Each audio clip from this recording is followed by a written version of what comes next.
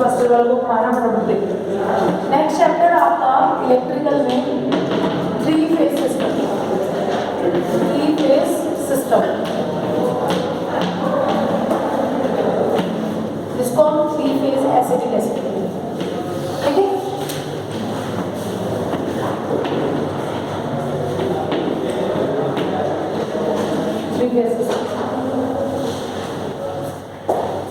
देखिए बच्चे, अब तक हम जितना इसको समझ लो ढंग से,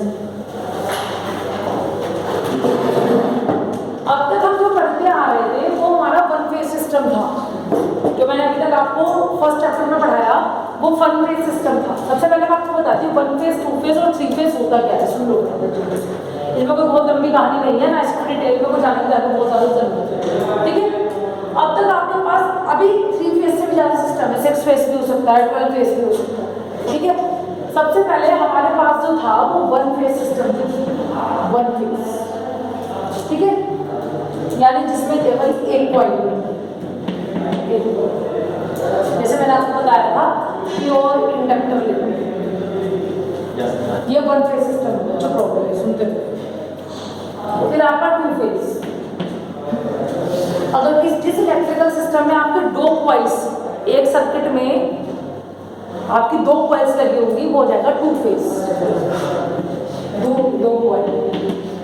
जैसे मैंने कहा ये हो गया और मैंने कह दिया ये हो गया, ठीक है, 2 कॉइल।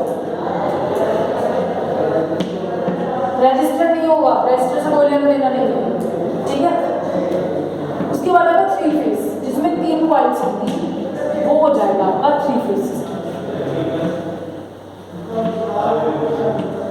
मैं लाइव एग्जाम्पल से बताऊंगी आपको, तो अगर मैं लाइव मैट देखते हो वो आपको समझ आना चाहिए। जैसे मर्जी को लेकर समझाऊंगी क्या करता था, पढ़ा रही हूँ तो क्या करूँ, मत मत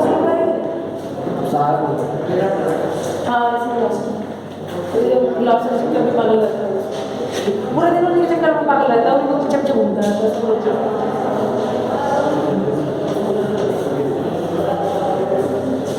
बोल मत देना उसको, और ऐसा बोल दो कुछ फर्क नहीं पड़ेगा, वो जाके क्या करेगा, गुलाब से तो बोलेगा वो क्या देखो, वो पूरे कॉलेज का कितना सा बच्चा जो मतलब पहले में सेटिस्फाइड वो भी कर रहा है। चलो यहाँ 1 फेज, 2 फेज, 3 फेज। अगर आप लोगों को मैम क्या 6 फेज भी हो सकता है, बिल्कुल। ये आपकी 6 कॉइल्स आ जाती है, फिर आपकी 12 कॉइल्स भी आ जाती है, और टोटल करंट आपकी उतने ही पार्ट में डिवाइड हो जाएगा। जैसे अगर मैं 2 फेज की बात करूँ, इसमें तो कोई डिवाइड होने का मतलब ही नहीं है। इसमें क्या होगा, जो वोल्टेज और करंट, जो करंट आपकी फ्लो करेगी वो 1/4, 1/4 एक कॉइल में होगा, ठीक है। 1/4 के फेज डिफरेंस में मैं भी आपको बताऊंगी वो क्या है, पहले सुनते चले जाओ। 3 फेज जो है, 3 फेज में जो होगा वो 1/3, ठीक है। अगर 6 कॉइल होगा तो 1/6, ठीक है, 1/6 के फेज डिफरेंस। कोई बोलेगा नहीं, पहले सुन लो। सबसे पहले हम क्या करते थे, अभी जो हम यूज करते हैं हमारे घर में जो सप्लाई आती है वो 3 फेज सिस्टम पे आती है, ठीक है। आपने कहीं कहीं पे 2 पोल्स में भी आती है, लेकिन 3 फेज में इजी होता है, ठीक है। तो 1 फेज, 2 फेज और 3 फेज, ठीक है। 1 फेज जो सिस्टम है वो सबसे पहले हमारा 1 फेज सिस्टम ही होता है, ठीक है। 1 फेज सिस्टम आपका, जैसे आपके इलेक्ट्रिकल लैंप्स होते हैं, उनके जो फिलामेंट्स होते हैं उनको गर्म करने के लिए यूज होते हैं। जैसे आपका बल्ब नहीं होता, बल्ब देखा है ना सब, पुराने वाले बल्ब होते हैं उसमें येलो लाइट होती है जिसकी, उसमें आपने देखा हो कुछ ऐसे बना रहता है, ऐसे, ठीक है। एक कॉइल लगी, ये 1 फेज सिस्टम का नाम है। तो 1 फेज सिस्टम केवल आपके इलेक्ट्रिकल लैंप्स के फिलामेंट्स को गर्म करने के लिए यूज होता है। मतलब आपने जितने भी पहले एलिमेंट्स देखोगे ना, जितने भी पहले इलेक्ट्रिकल सिस्टम देखोगे, उसमें क्या था, फिलामेंट वाला कॉन्सेप्ट आता है सब। ये फिलामेंट के तंतु ही बोलते हैं उसको, समझ आ गया मेरे पास, तंतु, अब समझ आ जाएगा। मतलब इलेक्ट्रिकल या विद्युत लैंप्स के तंतुओं को गर्म करने के लिए और उस फिलामेंट को या उस डिवाइस को चलाने के लिए, तब तक हमारे पास और सिस्टम्स का कोई इन्वेंशन नहीं था।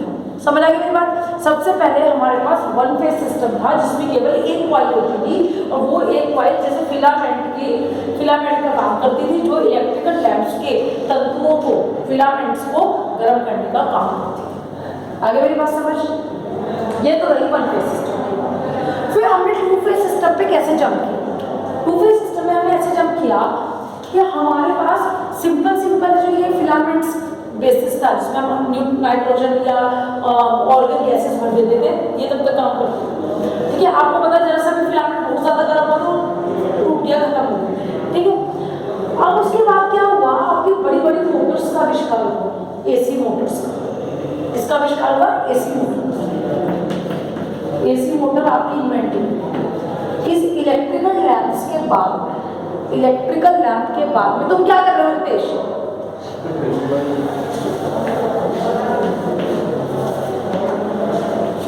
इलेक्ट्रिकल या आर्क लैंप भी कह सकते हो, आर्क लैंप।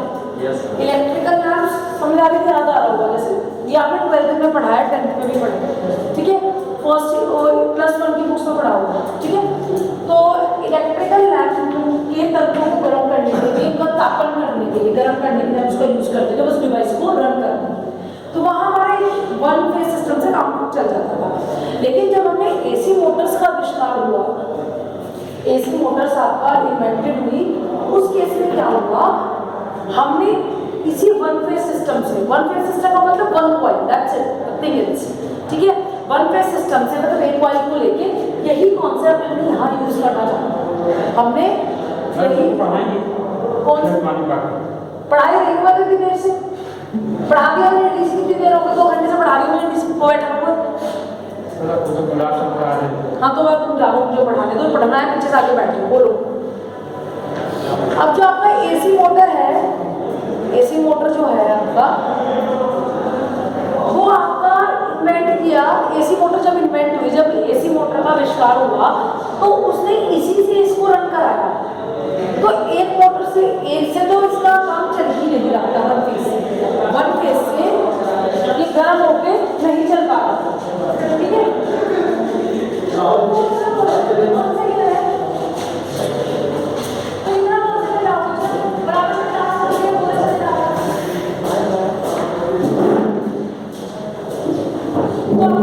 एसी मोटर जैसे इन्वेंटेड हुई, तो उसने इसी कॉन्सेप्ट से, मतलब वन कॉइल से इसको चलाना चाहा, इसी मोटर को, तो ये रन नहीं।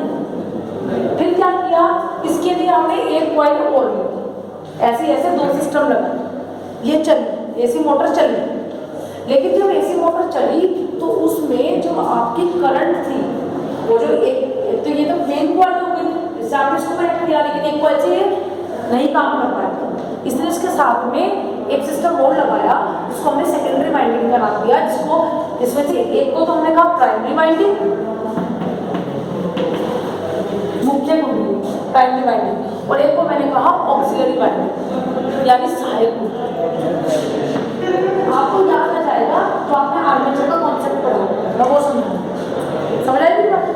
तो ये हो गई प्राइमरी वाइंडिंग और ये हो गई ऑक्सिलरी वाइंडिंग। यानी मोटर्स का इन्वेंशन होने के बाद में, मोटर का आविष्कार होने के बाद में, केवल वन फेज सिस्टम से, यानी मेन कुंडली से या मेन कॉइल से या प्राइमरी कॉइल से हमारा काम नहीं हुआ, हमें हमेशा साथ में एक कॉइल और देनी पड़ी, सहायक कुंडली देनी पड़ी।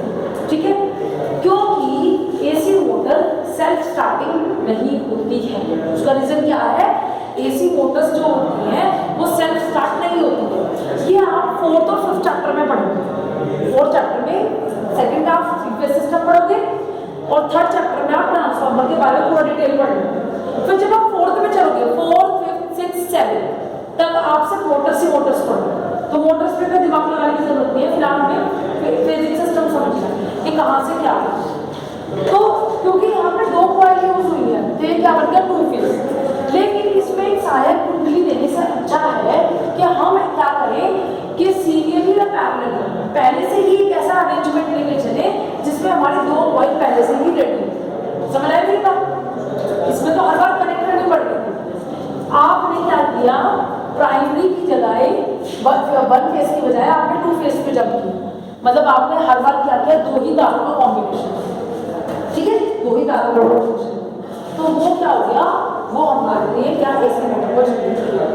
फिर क्या हुआ, इसके बाद में आपने हम वो सेल्फ स्टार्ट करना चाहते हैं। इंडक्शन मोटर्स जो है आपकी एसी मोटर होती है, आपकी डीसी मोटर होती है, आपकी इंडक्शन मोटर होती है, आपकी रिलक्टेंस मोटर्स होती है, आपकी हिस्टैरिसीस मोटर्स होती है। समझ आई मेरी बात? मैं आपको 1 बाय 1 समझाऊंगी और मोटर्स रखी है, मैं उसको खोल के भी दिखाऊंगी, ठीक है? तो पहले आप समझ लो, क्योंकि जब तक आपको बेसिक नहीं पता होगा कैलकुलेशन से निकलती तो मोटर्स में कुछ नहीं है, आपको खाली रन करके देखना, खोल के मैं कंपोनेंट सिखा दूंगी तो आपको लाइव समझ आ जाएगा मैं क्या करूँ। उसके लिए पहले आपको मोटर्स तक जंप करना होगा, ठीक है? तो उसके बाद में आपने क्या करा कि आप चाहते थे कि एफिशिएंसी हमारी और अच्छी है, मतलब एफिशिएंसी कैसे अच्छी आएगी? मैं क्या करती हूँ, मैं आपको रोज के 3 टॉपिक्स कंप्लीट कर दूँ और एक टीचर रोज का एक चैप्टर एक टॉपिक कंप्लीट कर रहा है, तो इसी एफिशिएंसी को हम कैसे कहते हैं? रेवोल्यूशन पर मिनट। जिसके जितने ज्यादा चक्कर होंगे, जिस पंखे के जितने ज्यादा चक्कर होंगे एक पर मिनट में, RPM रेवोल्यूशन या रोटेटरी पर मिनट या रेवोल्यूशन पर मिनट जितने ज्यादा होंगे, क्या प्रॉब्लम है कि भाई ऐसे कभी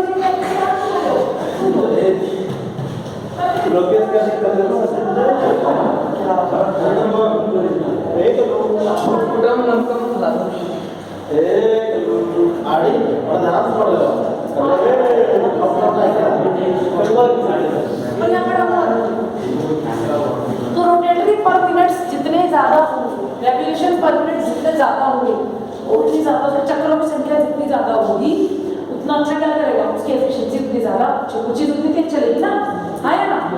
पंखा धीरे धीरे चल रहा है, RPM कम है इसका 50, इसका 100, वो 1 मिनट में 50 चल रहा है, 100 चल रहा है, तो कितना किसकी हवा ज्यादा आएगी? इस वक्त समझ आ गई मेरी बात? तो हमने क्या किया, हमने यहाँ पे जैसे इसी चीज को बढ़ाने के लिए, एफिशिएंसी को बढ़ाने के लिए हमने 3 फेज सिस्टम पे जंप किया, हमने 3 फेज सिस्टम पे जंप किया, ठीक है? तो पहले तो आपको 1 फेज समझ आ गया, 1 पॉइंट 2 फेज सिस्टम आया समझ, क्योंकि हमने मोटरों का इन्वेंशन हमारा हो चुका था। उस मोटरों के इन्वेंशन को करने के लिए हमने क्या किया, हमने 2 फेज सिस्टम में हमने 2 कॉइल्स यूज की, क्योंकि 1 फेज सिस्टम में अगर हम यूज करें तो हमें हमेशा एक बार सहायक कुंडली या ऑक्सिलरी वाइंडिंग को यूज करना पड़ रहा था मेन वाइंडिंग के साथ में।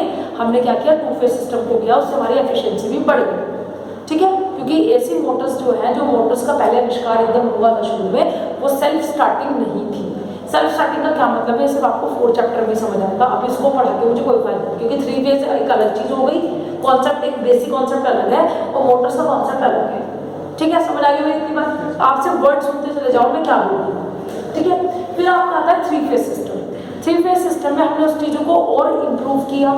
3 फेज सिस्टम में आप जैसे आपके घरों में बिजली आती है, एक पोल लगा हुआ है आपके घर में, आपके घर पे एक पोल लगा हुआ है, उस पोल से आपने देखा होगा किसी का किसी पोल से कनेक्टेड है, किसी का किसी पोल से कनेक्टेड है, किसी का किसी पोल से कनेक्टेड है।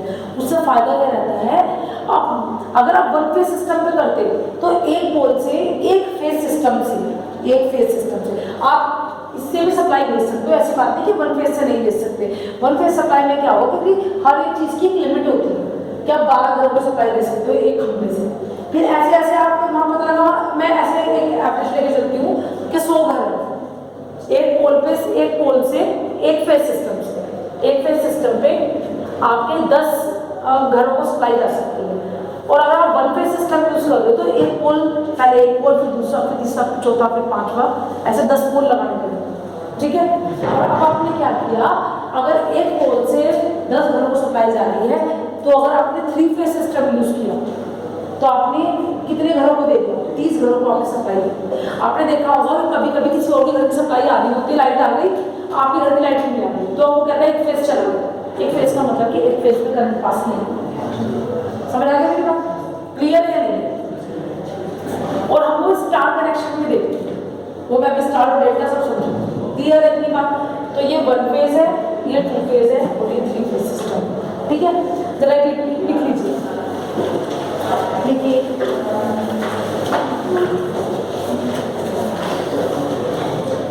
1 फेज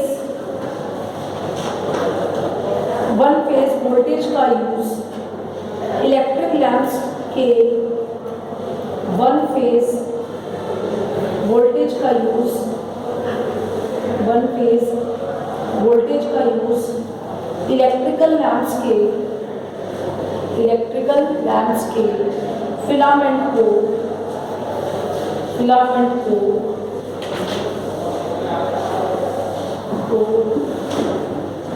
गर्म करने के लिए यूज किया जाता है।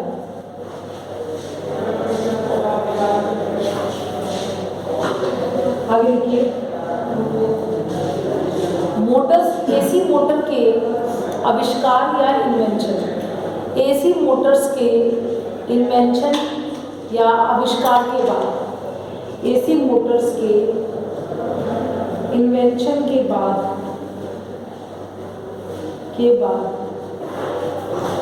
टू फेज सप्लाई का यूज किया जाने लगा। टू फेज सप्लाई का, आप हर बार टू फेज मत लिखना, टू लिख के फेज, ये फाइल निशान लगाना। टू फेज सप्लाई का यूज किया जाने लगा क्योंकि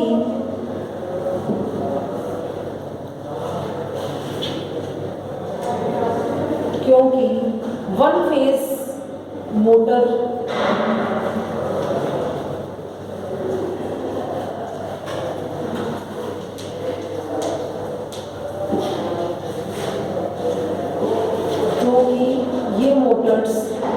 सेल्फ स्टार्टिंग नहीं होती, क्योंकि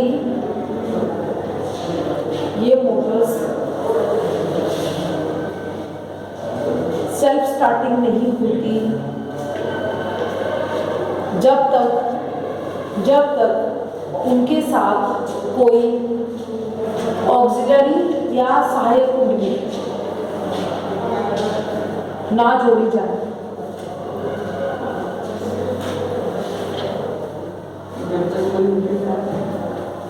ऑक्सिलरी वाइंडिंग, सहायक कुंडली ना जोड़ी जाए। नेक्स्ट देखिए, नेक्स्ट पॉइंट, दो कॉइल्स में यानी टू फेज सिस्टम, दो कॉइल्स या टू फेज सिस्टम में करंट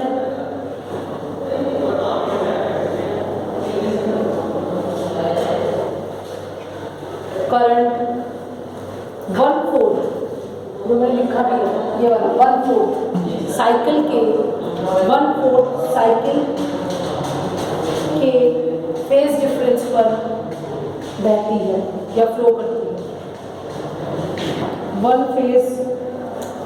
वन फोर्थ साइकिल के फेज डिफरेंस पर फ्लो करती है। देखो ऐसा होगा ना, अब दो फेज हो गए, सुन लो मेरी बात, दो फेज हो गए, पहले फेज का वन फोर्थ, सेकंड फेज का वन फोर्थ, और वन फोर्थ नीचे वाले के लिए, वन फोर्थ दूसरे नीचे वाले के लिए होगा टोटल फेज। समझ आ गया बेटा? आगे लिखिए, और थ्री वाइंडिंग्स में या three phase system, three windings या थ्री फेज सिस्टम में करंट वन थर्ड साइकिल के फेज डिफरेंस के साथ फ्लो करती है।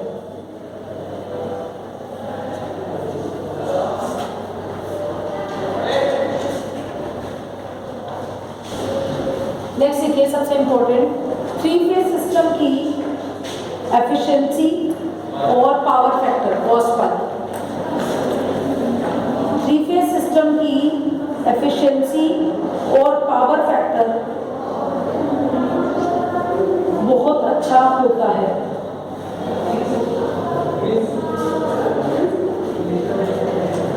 मैं डायग्राम बना रही हूँ वन फेज ऑल्टरनेटर, ठीक है? इसको फटाफट ड्रॉ करो, तो समझा दूँ कैसे वो काम करता है। देखो सिंपल सी बात हो गई कि अगर एक तार है, जैसे इलेक्ट्रिकल सिस्टम में एक कॉइल होगी, तो वो क्या हो जाएगा, एक कॉइल होगी, वो वन फेज हो जाएगा। जिसमें जिस इलेक्ट्रिकल सिस्टम में दो कॉइल होंगी एक ही साथ में, ठीक है, वो टू फेज हो जाएगा। जिसमें थ्री कॉइल्स होंगी एक ही साथ में, वो थ्री फेज सिस्टम हो जाएगा, ठीक है? हम वैसे थ्री फेज सिस्टम ही यूज करते हैं। तो आप जो छोटी छोटी मोटर्स लगती है ना, छोटे छोटे खिलौनों में, वो वन फेज में काम कर जाते हैं। छोटे छोटे खिलौने होते हैं ना, सिंपल से 50 रुपए के 100 रुपए के छोटे छोटे मोटर्स लगी रहती हैं, वो वन फेज सिस्टम, वो वन फेज सिस्टम से काम करता है। अरे उसमें तो मैं बड़े वाले की बात कर रही हूँ। जो ट्रेन की उसमें जो एक वायर निकलता है ना, वो अभी मैं आपको सब समझाऊंगी। वो पूरा आपका ट्रांसफार्मर पे जब मैं समझाऊंगी ये क्या करता है, ये तब आप मुझे बताना क्यों, क्योंकि ये मैंने प्रशांत को जब स्टार्ट किया था तुम्हारे एकदम इंजन से मुझे याद आया। थर्ड चैप्टर में आपको बहुत डिस्कस करना है। एक बार सेकंड चैप्टर समझ लो, third chapter will take the time. हालांकि सिर्फ उसमें ट्रांसफार्मर है, कहानी है, उसमें सारा इंजन कैसे काम कर रहा है, मोटर्स में कैसे काम करेंगे, तो मोटर्स का कॉन्सेप्ट आपको सारा वैसे समझना है। जैसे आप बता रहे कि वो वायर एक वन फेज निकलता है, कैसे करता है, वो मैं आपको समझ, ठीक है। बस ये याद रखना है कि मैडम आपने इंजन वाली कहानी हमें समझाने के लिए कहा, फिर जब जो मैंने सब अपना मटेरियल रख रखा है वो मतलब आपको लाइव समझाऊंगी और मैं उसकी एनिमेटेड वीडियोस निकाल के दिखाऊंगी, ठीक है। चलिए लिखिए वन सिंगल फेज ऑल्टरनेटर लिखिए। ऑल्टरनेटर तो पहले भी था ना, वन फेज मोटर। आप सबसे पहले वन फेज मोटर के बारे में पढ़ेंगे, उसके बाद में हम टू फेज पे जंप करेंगे। तो पहले लिखिए one phase alternator, one phase alternator.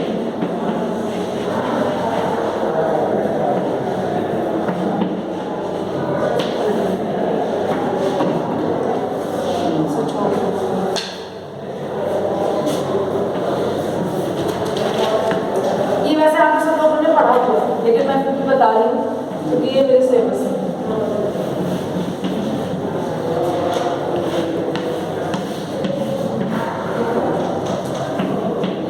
आपको वो पता है, ये मैंने आपको बताया था जब ट्रैकिंग टूल बताया था, ये नॉर्थ पोल है, ये साउथ पोल है। नॉर्थ पोल साउथ पोल से क्या करेगी आपकी, क्या जाएंगी, बल रेखाएं जाएंगी, ठीक है ना, लाइन ऑफ फोर्सेस, बल रेखाएं। इलेक्ट्रिकल में पढ़ा होगा आपने।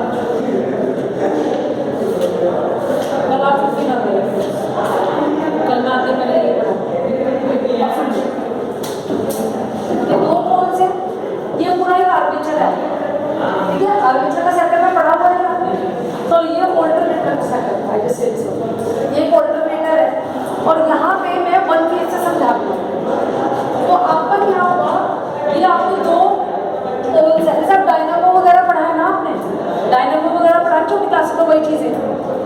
तो जैसे नॉर्थ पोल है, ये साउथ पोल है, ठीक है, ये कार्बन प्रोसेस है, ये ऐसी क्या है, स्प्रिंग्स है, ठीक है, C1 C2 आपके स्प्रिंग्स है और E1 और E2 आपके कार्बन प्रोसेस है। ये क्या कैसे ऊपर नीचे होता रहेगा, ये जो बीच वाला पार्ट आपको दिखाई दे रहा है, यहाँ पे आपकी कॉइल सेटअप करेंगे, कॉइल। अब जैसे मैंने कहा कि वन फेज, तो यहाँ पे सिर्फ ये एक ही कॉइल होगा, ये एक ही कॉइल होगा। ये कॉइल क्या करेगी, आपका इंडक्टर कॉइल क्या है, मतलब इंडक्टर है, ठीक है, ये वन रेखाएं जा रही है, इंडक्टर आपको मूव करेगा, यहाँ से आपको क्या कर रोटेट करेगा, ठीक है, इस ऑल्टरनेटर की हेल्प से, इसे आप जो भी AC तो जनरेट करेगा, ठीक है। तो ये क्या करेगा, जब ये मूव करेगा तो यहाँ से बल रेखाएं क्या हो जाएगी आपकी, जैसे बल रेखाएं यहाँ से यहाँ जाएगी, तो जो ऑल्टरनेटर ये मूव करता चला जाएगा, तो जितनी बल रेखाओं को ये काटेगा तो नहीं आपका क्या हो जाएगा, वोल्टेज आपकी प्रोड्यूस हो जाएगी। ये मैं उतना ही जनरेट होता है ना, बल रेखाओं उसकी काटने की संख्या को, समझ आ गई ना, यही तो होता है, कॉन्सेप्ट यही होता है ना। तो ये बल रेखाएं जितनी ज्यादा, ये जैसे बल रेखा है ये जैसे मूव करते चला जाएगा, तो जितनी बल रेखाओं को काटेगा ये ऑल्टरनेटर इस तरह से घूमता चला जाएगा और इन बल रेखाओं को काटेगा जितना ज्यादा, उतनी ज्यादा आपकी EMF या वोल्टेज, इलेक्ट्रोमोटिव फोर्स या वोल्टेज क्या होगी आपकी, जनरेट होगी। समझ आ गई मेरी बात, इतनी बात कहानी आपको इसमें बस करनी। अब अगर इस आर्मेचर में एक कॉइल है तो वो तो क्या बन जाएगा, वन फेज ऑल्टरनेटर। अगर आप कहो कि मैम टू फेज का होगा, टू फेज ऐसे होगा कि इसमें दो कॉइल्स होगी और दोनों कॉइल्स एक दूसरे से कितने 90 डिग्री के डिस्प्लेसमेंट में क्या रहेंगी, अरेंज रहेंगी, मतलब इसी ऑल्टरनेटर में। मतलब कहने का मतलब है कि अगर एक यहाँ पे है तो दूसरी यहाँ पे, समझ आ गया मेरी बात। मैं अभी से बनाने नहीं दिखा रही हूँ, मतलब 90 डिग्री के फेज डिफरेंस में क्या होगी, ये बनेगी। अगर मैं कहूँ कि वो थ्री फेज सिस्टम होगा, थ्री फेज सिस्टम में कितना हो जाएगा, कितना हो जाएगा, उसमें तीन कॉइल्स हो जाएंगे। आप एक एक चीज समझ के देखिए, अगर वन पे उसी आर्मेचर के ऊपर ही, जैसे मैं ये आर्मेचर बता रही हूँ, ऐसा नहीं है कि वहाँ पे तीन आर्मेचर आ जाएंगे ऐसे। अगर आर्मेचर के अंदर अगर वन फेज सिस्टम है तो एक कॉइल होगी, खत्म। अगर दो कॉइल है तो एक दूसरे की इलेक्ट्रिकल डिस्प्लेसमेंट में इस तरीके से रहेंगे कि आधे एक पॉजिटिव में वहां पे जाएगी तो दूसरे नेगेटिव के लिए पॉजिटिव का काम करेगा, ठीक है, इसी आर्मेचर में। इस तरह थ्री फेज सिस्टम पे जाएंगे तो थ्री फेज सिस्टम में भी क्या होगा, तीनों कॉइल्स आपकी इसी अरेंजमेंट में यहीं के क्या होगी, कनेक्टेड है। समझ आ गई मेरी बात। तो यहाँ पे आपका क्या हो जाएगा, ये डिस्प्लेसमेंट बनेगा। अब ये कहेगा कि आर्मेचर एक है, आर्मेचर एक है, कॉइल एक भी हो सकती है, दो भी हो सकती है, तीन भी हो सकती है, 6 भी हो सकती है, 12 भी हो सकती है, बहुत सारी भी हो सकती है। तो पॉलीफेज सिस्टम भी हो सकता है हमारा, बहुत का मतलब होता है पॉलीफेज सिस्टम। तो वो कैसे डिसाइड होगा, हम वो कैसे डिसाइड करेंगे, वो हम डिसाइड करेंगे इलेक्ट्रिकल डिस्प्लेसमेंट से, ठीक है। तो मेरी बात सुन लो, जितनी ज्यादा कॉइल होगी, किस फेज सिस्टम में कितनी वोल्टेज जनरेट होगी या कितनी EMF जनरेट होगी, सेम चीज है, EMF कहूँ, E कहूँ या B कहूँ, ठीक है।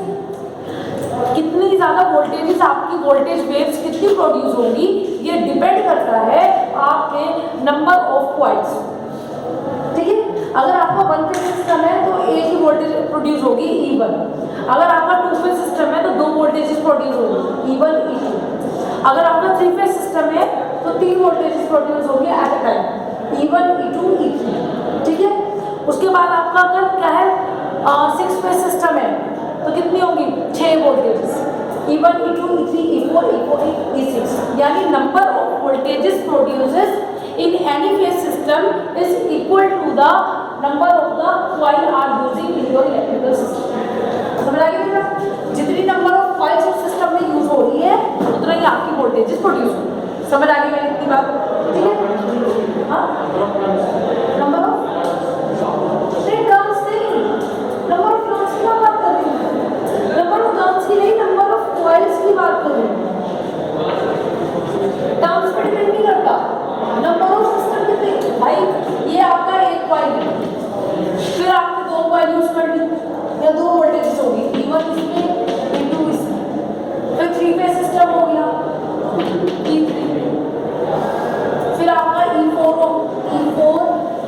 5E6 इस तरह से बोल मैं नंबर ऑफ टर्न से लेना देना, ठीक है।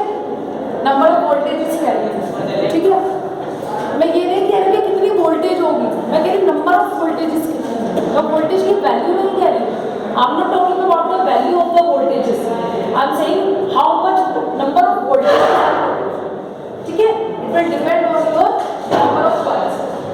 तो अब जैसे आर्मेचर की मैंने बात करी कि मैम आपने कहा कि 1 फेस होगा, चलो कोई दिक्कत नहीं है, 2 फेस होगा, तो मैं उसी आर्मेचर पे हमें इस तरीके से वैल्यू डालनी है, दोनों कॉइल्स एक साथ कनेक्ट होनी चाहिए।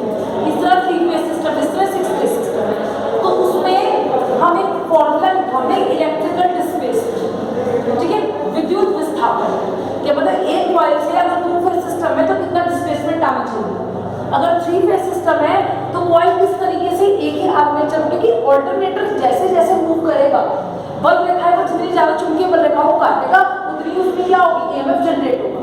कॉन्सेप्ट 1 फेस हो, 3 फेस हो, 6 फेस हो, बेसिक कॉन्सेप्ट तो सेम रहेगा ना।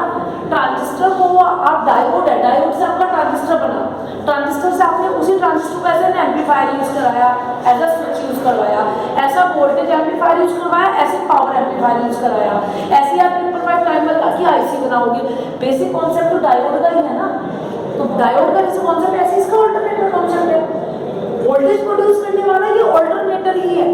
तो जब 2 फेस सिस्टम होगा तो मैं कितने के डिस्प्लेसमेंट पे हम इस 2 कॉइल्स को एक साथ ऐड करेंगे, वो उसके लिए ये फॉर्मूला है।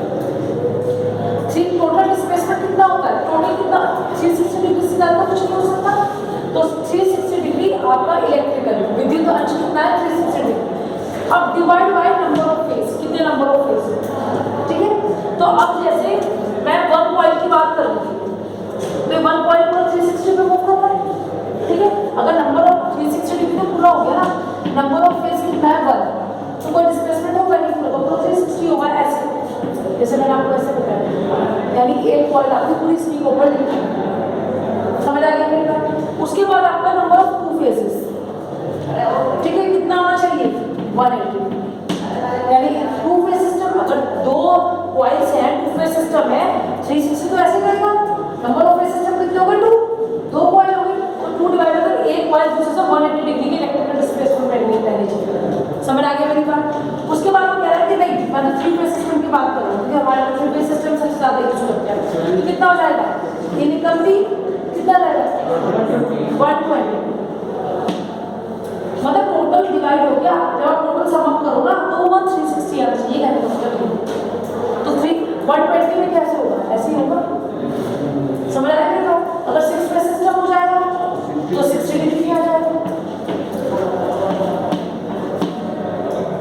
समझ आ रही मेरी बात, दैट्स समझ आ गई। अब इसमें कल मैं ये बताऊंगी 3 फेस सिस्टम को यूज करने का क्या फायदा है, तो 2 मिनट में बढ़ जाएगा। कल मैं ये बताऊंगी कि 3 फेस सिस्टम में वोल्टेज कैसे प्रोड्यूस होती है वेव फॉर्म से। जैसे हम हमेशा आप अपने दिमाग में रखिएगा, हम 3 वायर्स लेते हैं, रेड ब्लैक और येलो भी ले सकते हैं, ग्रीन भी ले लेते हैं, ठीक है। तो 3 फेस सिस्टम में एक साथ करंट कैसे प्रोड्यूस होती है, क्या ना 3 फेस सिस्टम यूज करते हैं, हर चीज में 3 फेस सिस्टम यूज करते हैं। इवन अगर आपको ग्लव लगा रहे हो ना इसमें, तो वो भी आप लोग अंदर की तरफ वो लगे रहते हैं, तो वो बस वही सब समझ आ गया, तो मैं आपको करवा, ठीक है।